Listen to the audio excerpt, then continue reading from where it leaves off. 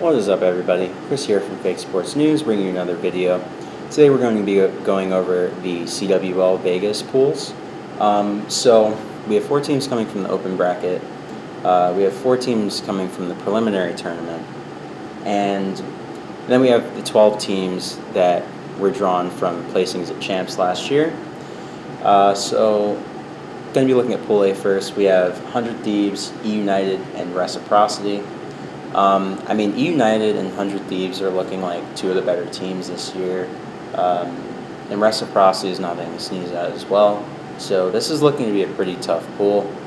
I would say with the potential of E United boot camping with Optic Gaming before the event, at the time of this recording, they have not confirmed whether or not they're going to boot camp, and there is no proof that they're going to boot camp.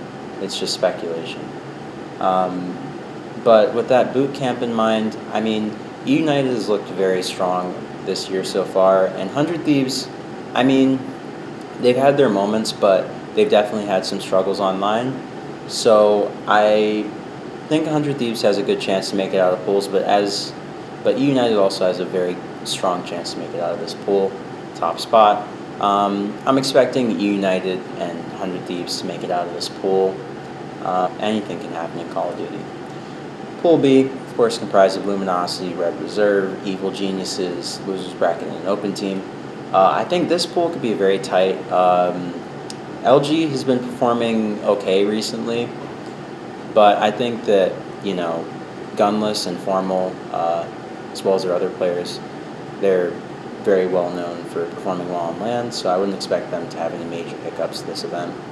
Red Reserve, another team that really picked up some scary players in the offseason. Adding Vance to the roster was a big move for them. I like Red Reserve's chances this year with that addition, and I think Red Reserve can definitely come out of this pool either as a top team or second place. I expect them to come out on top because of the way that Luminosity has been looking recently and just the firepower the Red Reserve has and the like. So I would say Luminosity and Red Reserve are the 2 teams I expect to make it out of this pool, but not taking anything away from Evil Geniuses. They are a very strong roster, and I think that they are one of the teams that has a lot of players that could really surprise us. So keep an eye on Pool B. I think that one could be pretty interesting. Pool C, of course, FaZe Clan, Team Envy, Team MC. With this pool, FaZe Clan, they're looking good. They're always a good team, no matter what the game is. Like, FaZe Clan is always, a staple in competitive Call of Duty, just in terms of, how well they perform under pressure, I would say. FaZe Clan can never be counted out of things because with the roster of players that they had last year, one thing that they definitely proved to all of us on many occasions is that when the expectations are low, they always surprise us. FaZe Clan is one of those teams where the players definitely rise above the expectations that are set for them. And that's even true in Advanced Warfare. When they were counted out and seen as not really having a chance to take down Optic, what happened? They started beating them consistently. So I would say FaZe Clan is expected to obviously top this group. Envy's nothing to sneeze at either, picking up the EG Championship roster and then having Hook on the roster, who's been one of the best young players since Advanced Warfare. I would say that Team Envy and obviously FaZe Clan are most likely to make it out of this group. But like I said before, anything can happen in competitive Call of Duty, so let's not write anybody out yet. Pool D, of course, looking at Splice, Optic, and G2.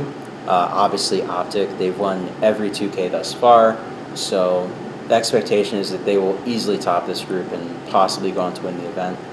But Splice is a team that could definitely play spoiler. They have a lot of players, very smart players, Looney and others, who are just very intelligent. They never really got the respect that they deserved on other rosters because, these players do the dirty work. So it's understandable that people aren't going to always see the contributions that they make to a team, but they're very dangerous nonetheless. I don't necessarily see them beating Optic and topping the group, but I think that if Optic has a misstep, that Splice is definitely the team that you do not want to have a misstep against. They will make you pay. These players definitely have a lot of intelligence and just undervalued skill on their team, so wouldn't count them out. But that's not discrediting Optic at all. Obviously, Optic has been a force in Call of Duty for the last few years. Clearly the most dominant organization in the esport, and that's just without question. Most championships, most success. And adding Dashi and TJ this offseason was just insanity. I mean, those are two of the best up-and-coming players of the last year. So Optic's looking in good shape. Going into pools, I think that as long as the teams that we expect to play well, the event should be pretty tame. I don't think anything too crazy can happen, but of course there are some very dangerous players that are on open teams and will be coming through that preliminary tournament. So I would keep my eyes peeled. And I would say that this is a good start to the year because the winner of the first event, it's kind of unexpected if we're looking at years past as a guiding light. So I would say not to take this event too seriously in terms of how the rest of the year will play out, but I would say that it can help us to understand like how these rosters are really coming together and what teams need to make changes or are looking great in light of all the online play that we've seen from the start of this game. And we've had 2 months of practice time, which is something that has never happened before in Call of Duty. You know, we have about a month or two. First event's usually late December, early January. In the case of Totino's, a few years ago in Black Ops 2. Can't remember exactly what date it was. But it's usually December, January. But usually there is less than 2 months of playtime. This year we have close to 2 months. I mean, the game came out October 12th and the event starts on December 7th. So I think that the players will be well prepared for the event.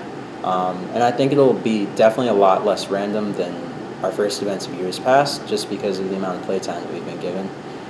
So I think that this event will be very exciting. I think it'll be a good measuring stick to see how the teams match up this year. And I think that it'll be a great kickstart for what we hope to be the biggest year in competitive Call of Duty. So please, if you can go out to the event, please go out. CWL events are fantastic. You get to meet your favorite players. It's a great atmosphere, very encouraging, great time. So if you can go out, please go out, meet players, have fun.